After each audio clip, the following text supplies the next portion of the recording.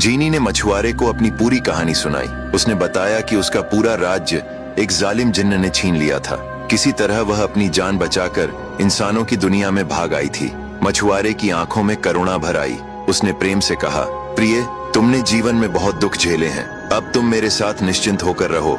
जीनी मुस्कुरा दी। वह भी मछुआरे के साथ प्रेम और सुकून से रहने लगी। दोनों के दिन खुशी खुशी बीतने लगे। लेकिन एक दिन अचानक आसमान में भयंकर गर्जना होने लगी। चारों ओर घना अंधेरा छा गया।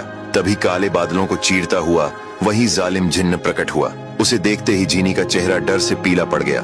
वह समझ गई कि यदि जालिम जिन्न की नजर मछुआरे पर पड़ गई तो वह उसे जीवित नहीं छोड़ेगा। अपनी अंतिम शक्ति का प्रयोग करते हुए उसने तुरंत मछुआरे को एक छोटे से तोते में बदल दिया और बोली, जब तक मैं लौट कर ना आऊं, अपने आप को छिपाए रखना। यह कहकर वह अकेली ही उस जिन्न से युद्ध करने चली गई। दोनों के बीच भयंकर युद्ध हुआ, लेकिन उस जालिम की शक्ति कहीं अधिक थी। धीरे धीरे जीनी की ताकत कमजोर पड़ गई और आखिरकार जिन्न ने उसे कैद कर लिया। फिर वह उसे अपने रहस्यमयी राज्य में लेकर चला गया। बेचारा तोता बना मछुआरा दूर से यह सब देखता रह गया। पूरा दिन उसने न कुछ खाया न पिया। वह अपनी प्रिय जीनी की याद में तड़प तड़प कर रोता रहा। शाम होते ही उसने मन में निश्चय किया, मैं अपनी जीनी को ढूंढ कर रहूंगा। वह उत्तर दिशा की ओर उड़ चला।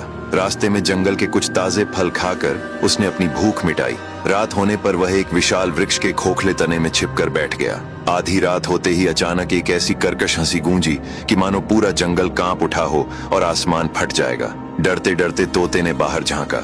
उसने देखा कि एक भयानक पिशाचिनी हवा में उड़ती हुई चली आ रही थी। उसी समय नदी का पानी उफनने लगा और उसमें से एक शापित जलपरी बाहर निकली। पिशाचिनी पेड़ की मोटी डाल पर आकर उल्टी लटक गई। तभी शापित जलपरी मुस्कुराते हुए बोली, बहन, आज आने में तुम्हें बहुत देर हो गई। आखिर इतनी देर क्यों लगी? पिशाचिनी ने कहा, आज हमारे राजा ने एक भव्य दावत रखी थी। एक जिन्न सम्राट के आने की खुशी में पूरा राज्य जश्न मना रहा था, लेकिन वहाँ एक सुंदर जीनी भी थी। उसे देखकर मुझे बहुत दया आई। वह बेचारी लगातार रो रही थी। पता नहीं उसके साथ क्या हुआ था। जलपरी ने उत्सुक होकर पूछा, क्या जिन्न तुम लोगों से भी अधिक शक्तिशाली होते हैं? पिशाचिनी ने उत्तर दिया, हाँ बहन, वे हमसे कहीं अधिक शक्तिशाली होते हैं, लेकिन हमारे बाबा बचपन में बताते थे, जिन्न भी एक जीव से डरते हैं जिसका नाम सुनते ही उनकी रूह कांप उठती है। वह है रुक पक्षी।